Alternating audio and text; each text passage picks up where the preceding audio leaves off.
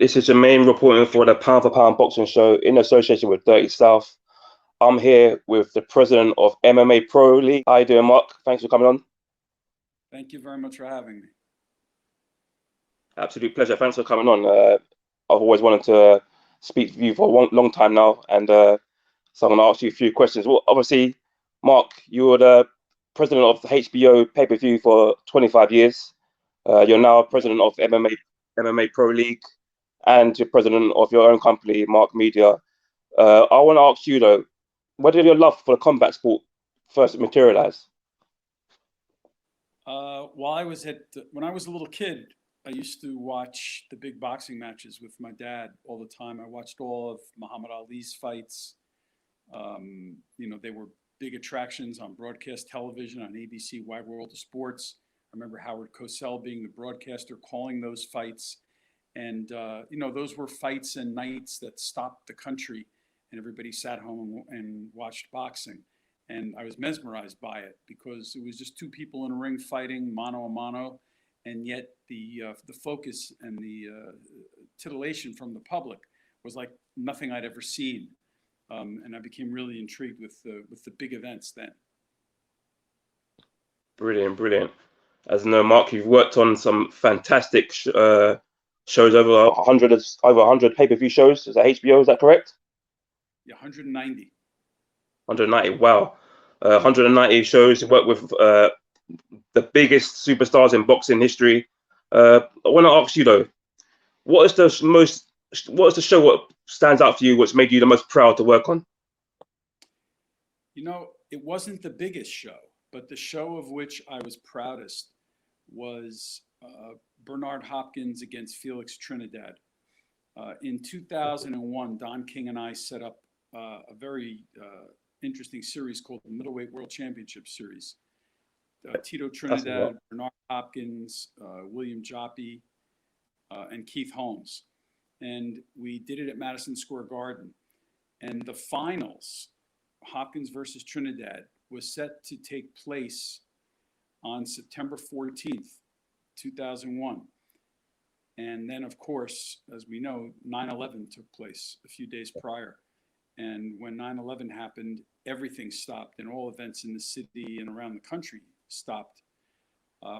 We had an unbelievable experience working with the governor's office, the mayor's office, Madison Square Garden. Don and I decided to keep the fighters in New York and try to preserve the opportunity to still do the fight, even though we had no idea when there'd be some reasonable sense of normal again to do the event. But we stayed in touch every day with the Garden and with the mayor's office and the governor's office. And we were very fortunate that on September 29th, we were the very first big sporting event to take place back in New York City again. And we staged that event. I'll never forget that some staff members of mine brought a few dozen police workers and firefighters into the Garden. And in the middle of an undercard fight, the arena stood and cheered like I'd never heard before. It was so loud that the fighters actually stopped fighting for a moment and looked around. And everybody stopped and gave appropriate recognition and their thanks to the people who helped save the city and save so many lives despite those that perished. And it was an amazing night, and we were just filled with pride and thrilled that boxing as a sport was able to be the first event back to bring people back to their pre-9/11 lifetime. Wow, that's pretty amazing. I'm a huge fan of Bernard Hopkins and Felix Trinidad, and that was one fantastic fight. One I love to keep watching over and over again when I get a chance. And to put that show on, obviously after some tragic circumstances, was pretty incredible. Yeah, Bernard had a magnificent performance. It was very interesting because Bernard wanted to drive back to Philadelphia. I think he actually got out of the city and went home to Philadelphia with his friends. Tito was kept in the city because we knew if he went back to Puerto Rico, he'd probably never come back and the fight couldn't happen. So Don had Tito and his team visiting firehouses all over the city. Don actually donated a fire truck to one of the firehouses in New York. and it was an incredible event and very emotional. But some people say that because Don had Tito running around the city so much, helping out and providing goodwill to people who were in need, that it actually cost him that night in the ring in his performance and helped Bernard win. Bernard, of course, will say it had nothing to do with it. It was just Bernard Hopkins who won that fight. And Bernard's a great fighter, but it really helped Bernard launch a second career and gain the recognition that he had deserved, for his greatness. And so again, just another reason why we were very proud to be a part of that night. Fantastic. You also worked with some iconic musicians as well, and have played on some fantastic concerts as well. Would you like to talk about a few of them you've actually been a part of? Yeah, I was very fortunate. I seemed to do a lot of work with groups of three. Did a magnificent Three Tenors concert on a summer night in July from Meadowlands Giants football stadium. 77,000 people in attendance, and you could hear the sound of a cricket. It was so quiet. And I remember thousands of trees and gardens being brought in and dirt, and basically what looked like an Italian garden an Italian vineyard was built and became the backdrop of the stage at Giants Stadium. And those three voices just filled the air with beauty. It was quite a great moment. I remember going there with my family and having my parents and my wife's parents there. And three of the four of them are no longer with us. So it was a very, very special night, and one that they remembered forever, and one that we always remembered. I also did the last concert of the Brothers Gibb, the Bee Gees. And that was quite the experience. I remember it was right around the turn of the century, 1999. And the brothers at that point weren't really interested in doing a concert. And the way I chased them for about 6 months, and the way I got them to agree to do the show was I realized that they had never had a concert of theirs filmed in high definition, which was a new technology at the time. And I went to them and showed them and their management team how brilliant the pictures would look on TV, and how they would now have the ability to show their family members and their future family members. Many of their family members had never seen them perform. A lot of them were young kids, grandkids, nieces, nephews, and through the high definition production, they would preserve forever the magnificence of their performances.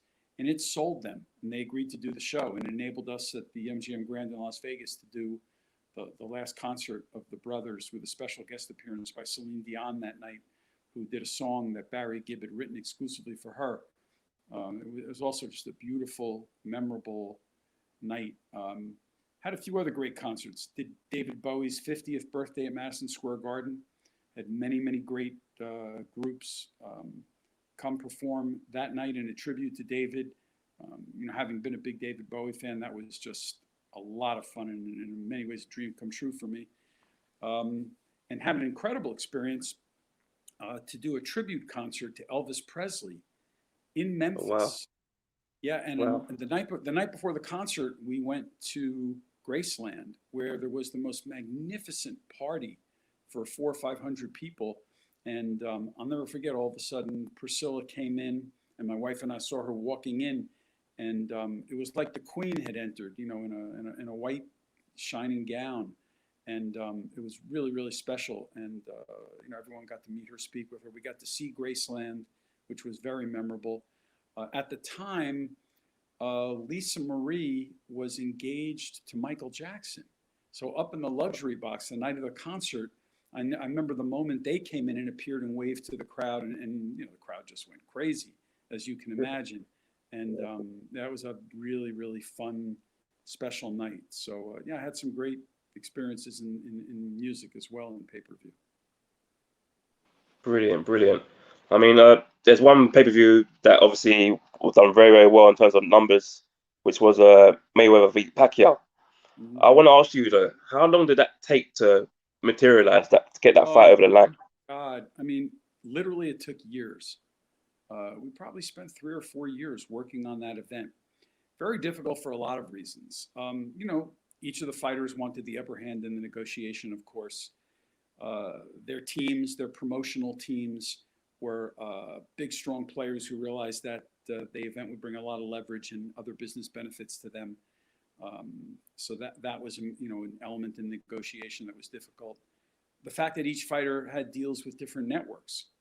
And it was interesting because previously HBO had to deal with Mayweather and Showtime had to deal with Pacquiao. And by the time Mayweather-Pacquiao got done, the deals were reversed. And we had to deal with Pacquiao and Top Rank, and Showtime had their deal with Mayweather.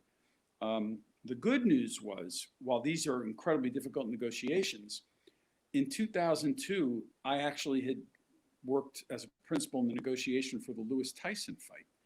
And I knew the folks at Showtime very well. And we were very collegial. And we realized that, we weren't the principals. We were the guys working for the networks doing our jobs. And it was our job to bring programming to the public. And I met with the Showtime folks, and we really determined that it would be historic to bring Mayweather and Pacquiao together and to give the public what they wanted in the sport of boxing, which unfortunately didn't happen every day. It was something difficult. So that helped get us through some difficult negotiations. And I'll never forget when that fight happened. Actually, a very interesting, strange, once-in-a-lifetime occurrence happened that night. So we had no idea how many people were going to buy that fight. The previous high was 2.5 million when De La Hoya and Mayweather fought in 2007. So, we thought, gee, if we did 2.5 or 3 million buys again, that would be just incredible. We never had 4.5 million buys even on the computer spreadsheets for that fight. So as the main event is approaching, we're doing our last undercard fight. I'm in the arena and I'm suddenly getting phone calls, emails, and text messages saying from distributors and from media people who are reading all of these texts online saying people can't get their orders through. The ordering systems are blocked. You guys have blown the capacity. And I was able to figure out in about a 20-minute period that we had perhaps 1.5 million buys still in the queue as the main event was approaching. So I went to ringside and I spoke to Les Moonves and Richard Plepler, and Bob Arum was the promoter and the respective heads of HBO, HBO and Viacom CBS. And I told them what was going on, and they said, look around the arena. Do you see all the celebrities we have here that we all brought in from our TV companies and movie companies? And we can't delay this fight. And I said, gentlemen, you have 1.5 million buys. You have $150 million of revenue sitting in the queue. And they said, you know what? Can you play some music for the audience? We said, yes. And we waited 40 minutes until I started to get text messages and emails saying that the orders were now smoothly being taken and placed and that people could watch the show.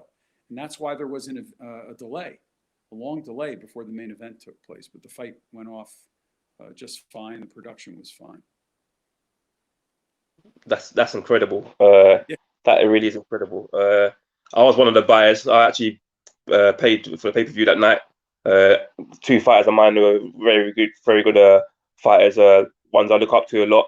And yeah, it was a fight it was waiting a long time for, but I'm glad it actually got made in the end. Yeah. Another question I want to ask you is obviously recently you do manage the two-division undisputed champion Claressa Shields and the interim WBC heavyweight champion Danielle Perkins. Recently, they both made history on the show on the 5th of March, Salita Promotions. How good did it feel? How proud was you to see Claressa achieve another historic night? So first, Claressa Shields, 26 years old, 11 pro fights, 2 Olympic gold medals back-to-back. No American man or woman's ever done that. Wins 3 world titles in 3 weight divisions, faster than any man or woman in the history of the sport. Wins the undisputed world title in 2 weight divisions. No one's done that in the 4-belt era. The last person to do it was Evander Holyfield back in the late 90s, early 2000s, when there were only 3 sanctioning bodies, major sanctioning bodies. What this kid's done is just amazing. And that's in the ring, out of the ring, her story, where she came from, the unfortunate abuse she went through as a child, to overcome that and survive, let alone to thrive and achieve what she's done. It's a once in a lifetime story. And that's the type of person she is. She's a game changer, in many ways, like Billie Jean King, changed the game for women. And Claressa is committed to changing the rules for women's sport, to generating equality at every level. So March 5th was about Claressa Shields taking a stand and setting the example for others and saying, even in COVID, and even when other networks are saying we're not doing a fight in the US with women's boxing right now, Claressa said, you know what? You can't stop me. I'm going to get in the ring. And she asked me, what could we do? And I said, well, the one thing I tell you we can do from my background, we can go on pay-per-view.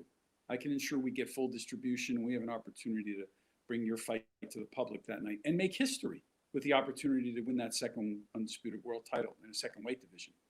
And she said, I said, but there's risks. We might not do enough business. You might not make too much money. There's a lot of risk here. She said, when you're making history, there's no risk.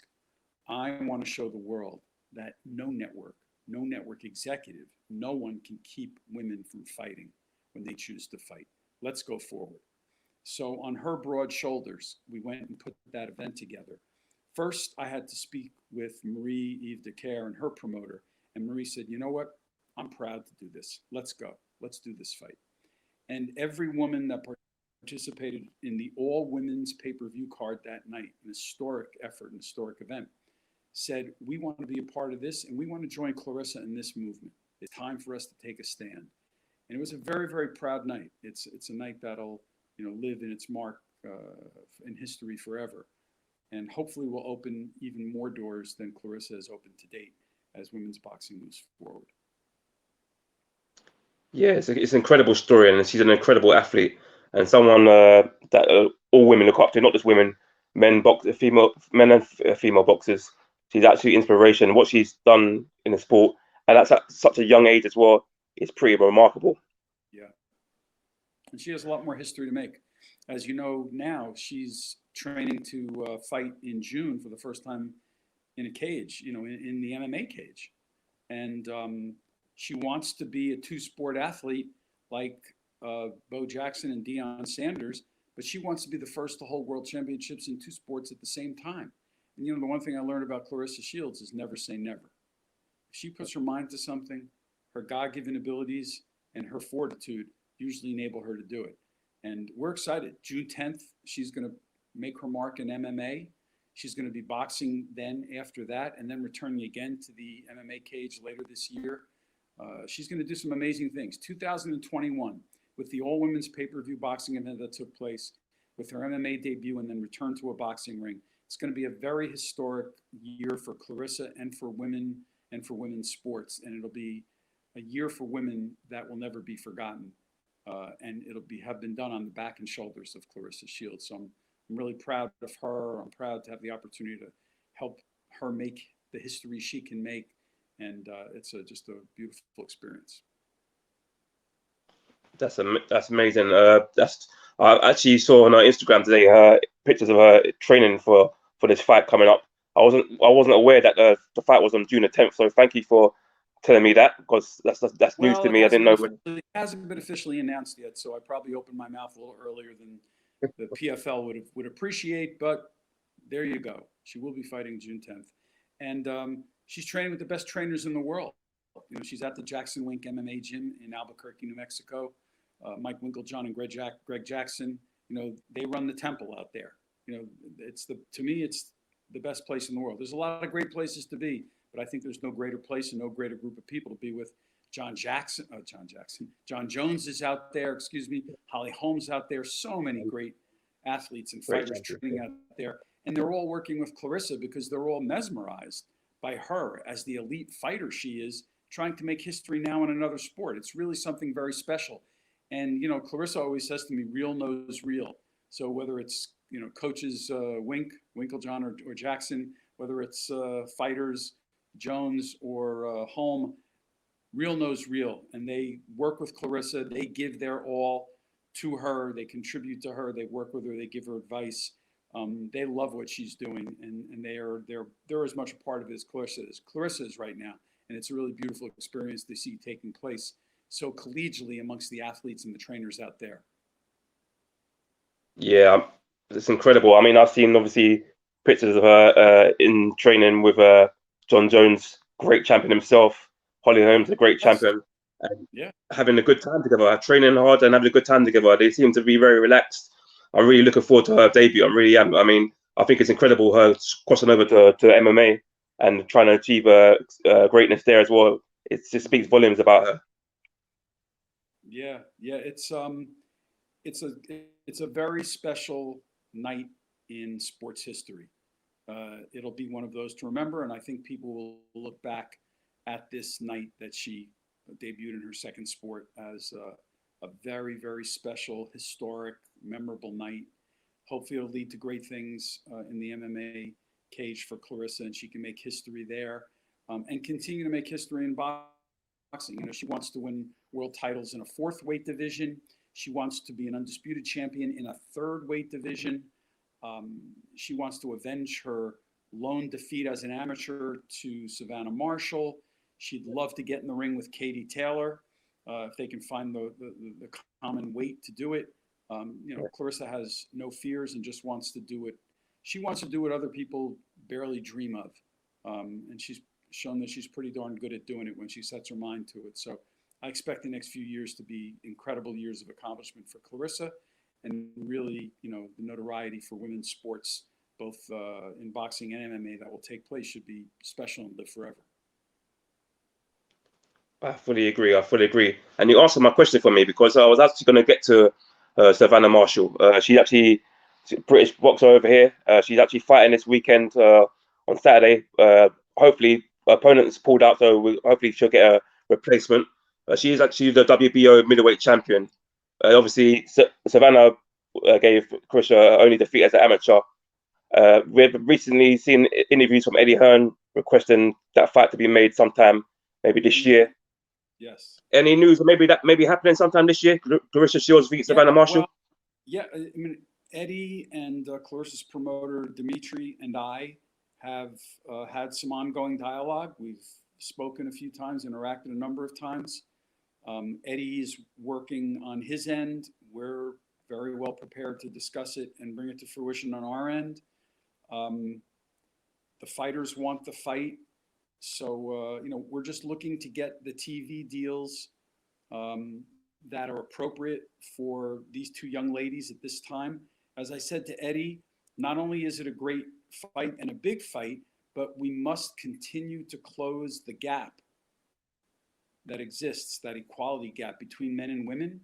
And what that means is that Claressa has to get paid and paid well, because the women are underpaid relative to the men by a large margin. And this is a fight that's as good and has as good a storyline as any fight that the men can do, featuring participants that are as good as any fight between any of the men. So if we're going to do a fight like that, we expect to at least make progress toward closing the pay gap. And I think we will. I think the networks that we're in conversations with appreciate the gravity of the issue. And frankly, I think they appreciate not only the importance of contributing to the solution, but getting the credit for being a part of the solution and recognizing the value of the event. So I'm hopeful that we're going to find ways to get this done in 2021. And we expect to be speaking with Eddie in the near future about this, but we're optimistic. Brilliant, brilliant. I'm sure British boxing fans and boxing fans across the world will be chuffed to hear that. I obviously want to speak about, obviously, you mentioned that the pay gap between men and female boxing, obviously in tennis, it's equal now. Obviously, took a couple of years now for that to be equally paid for men and females. How far and how important is it on terms of for the men to help for females to get paid the equal amount of pay? How big a part do we have as men to play a part in this? Maybe the biggest part of all, because Claressa, on behalf of the women, is asking for it. But most of the people in charge of creating the solutions, unfortunately, and I say unfortunately just because there's not even equality there in the executive ranks, but most of the positions are occupied by men. So we need men in those executive ranks to help solve this problem.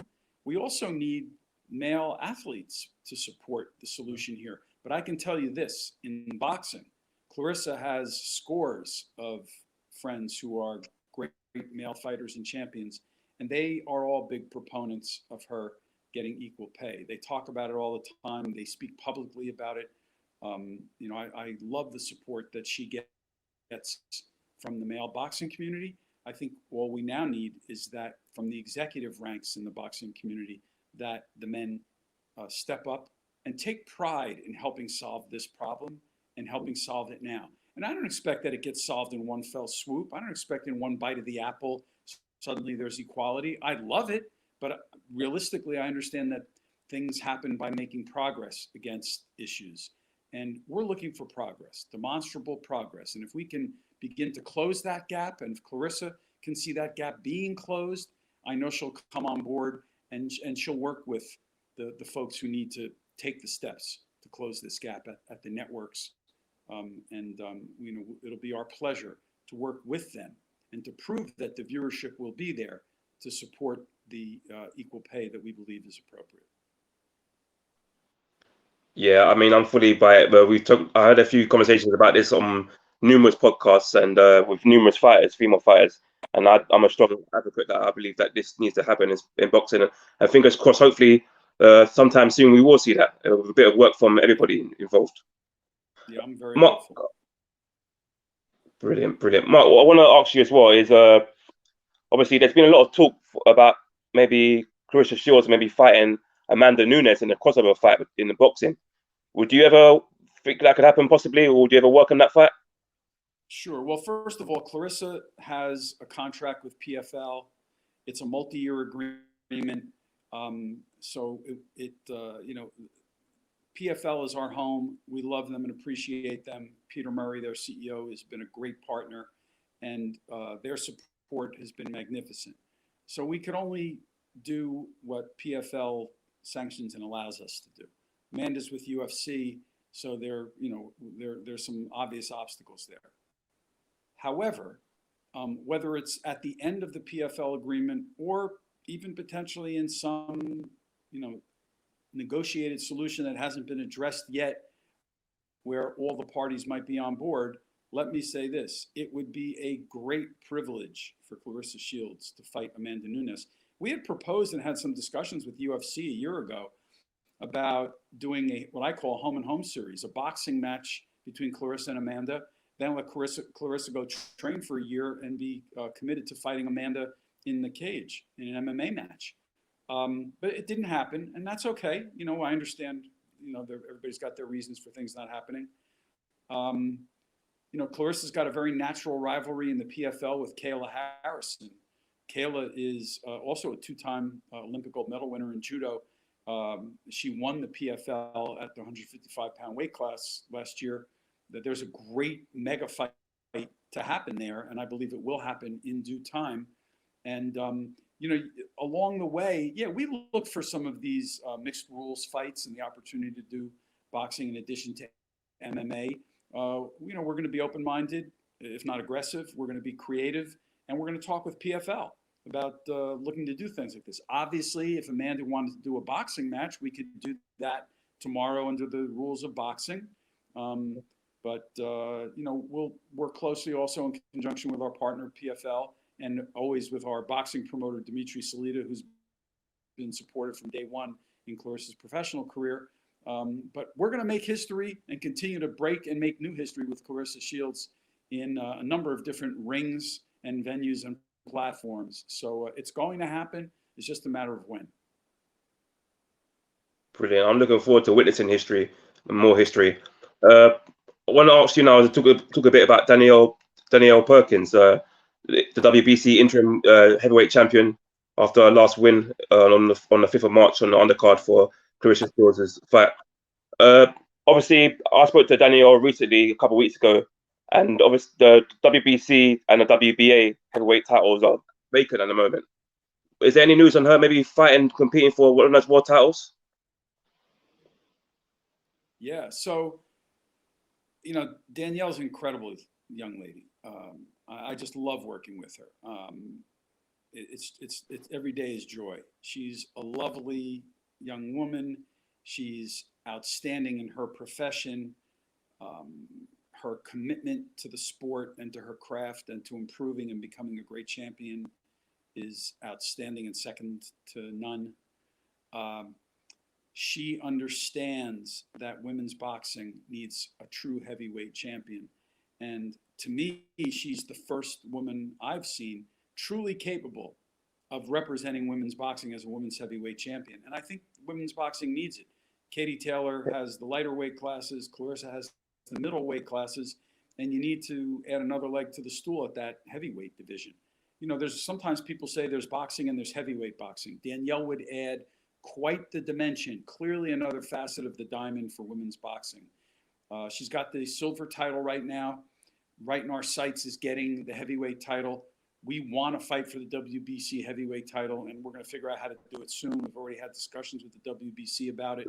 I expect that in her next fight, she'll be fighting for that title. I'll be darned if I don't wake up every day trying to get that done. And I hope within the next 3 to 6 months that does happen. And Danielle's ready. And women's boxing and women's heavyweight boxing couldn't be in better hands than in the large, strong, capable hands of Danielle Perkins. I think she will be a leader of the sport. She'll represent the sport beautifully, just as Claressa does here in the United States. She's got a great amateur pedigree. Everything about her is wonderful. Her story, by the way, is incredible. She was an outstanding basketball player for St. John's University here in the New York area. She played professionally in women's basketball in Europe. And while there, she had an injury. She was hit by a car, and she actually was paralyzed for 2 years. She couldn't walk for 2 years. She thought she would never walk again.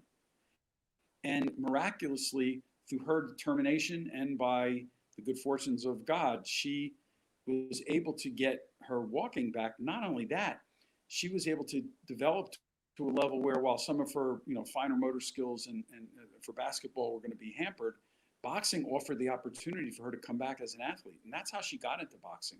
And she did it at a later age because of it. I think she's 38 years old, but she doesn't have many miles on those tires. They're brand new. And she's a Bentley when it comes to boxing. And I think she's going to be a champion for a long time. And she's going to help lift women's boxing to greater heights. Yeah, I 100% agree with that. I mean, I interviewed her a couple of weeks ago, like I said, and she told me a moment about what inspired her and gave her that drive in boxing was the moment when she come up short in the World Championships. She won a bronze. She should look at that bronze every morning to remind herself of her coming up short and losing that final, and she's never wanted to be in that situation again. And that inspired her on to go and win the gold the next year. She would have been on the 220 Olympic basketball team and delayed her pro debut. But because of COVID, that didn't happen, and it accelerated her move to turn pro as a heavyweight. So, I feel a real sense of responsibility to her to, prove and reinforce that was the right decision. So, we're doing everything we can. But, when you work with athletes like Claressa Shields and Danielle Perkins, and the ability and the drive that they have, makes my job a heck of a lot easier. Yeah, I agree. I mean, she's a great champion. I really do hope that she goes on to win world honors and maybe dominate the heavyweight division and bring it back to life. The same way we kind of had it back over here in the UK with Anthony Joshua. I hope she does the same for women's boxing in terms of putting it back on the pedestal again.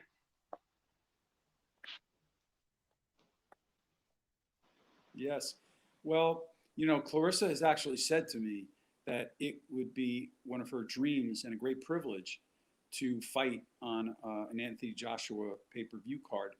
And one of the things we've asked Eddie to consider is to have Claressa and Savannah do their fight on one of the Joshua Fury cards. We think that would be a great addition to the card. We know that Anthony would be very proud to have that be a part of his card.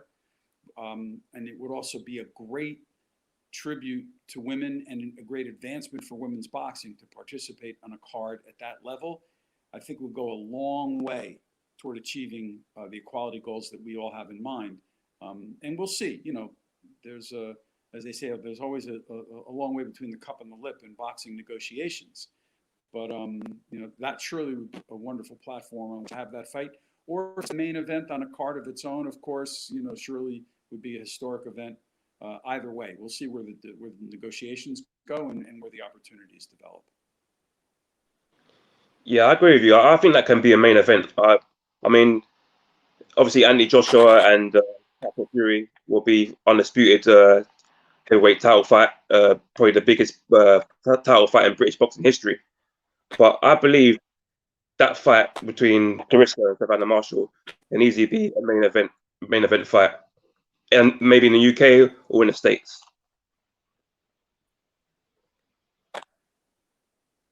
Well, we're all for that. Claressa's done it many times. The women deserve it. That deserves it for sure, and that was great. I only say the Joshua Fury card as an example because it is one of Claressa's beliefs and dreams that fighting on a pay-per-view mega card is another in her cap addition to her portfolio of achievements, and it's something she'd like to do. So I'd like to fulfill that as well. But as I said, Claressa versus Savannah Marshall is a main event any night, any network, and we'd love to see it. Yeah, so would we. Look, I think the last part of the MMA got cut off. Yeah. So what I was asking you, Mark, was I want to know a bit about the MMA Pro League, as you're the president of the MMA Pro League. For fans who don't know too much about the MMA Pro League, can you tell me what it's about and when your next show is going to be? Sure. So back in 2017, with a partner, Hani Darwish, who's a great practitioner in the sport of MMA for decades, we put together plans for a new league. Very interesting. Hani came up with the idea of doing team-based MMA. These fighters are used to fighting in gyms together on teams. They participate and compete on teams. And we thought that team-based MMA would have a great attraction in various cities where a city could have their team and feel a sense of camaraderie and attachment to their fighters who participate on their team. We thought a team-based league would be a great idea in a very natural, easy to follow season. PFL does their thing with individual athletes. We thought that a team concept would be a real great addition to the sport and the portfolio of MMA. We don't think it's competitive with any of the existing platforms that are out there. We think it's additive and would be something that the fans in the sport would love. So we've been working on the concept. We did an event which was very successful in Atlantic City, New Jersey, as a concept proof.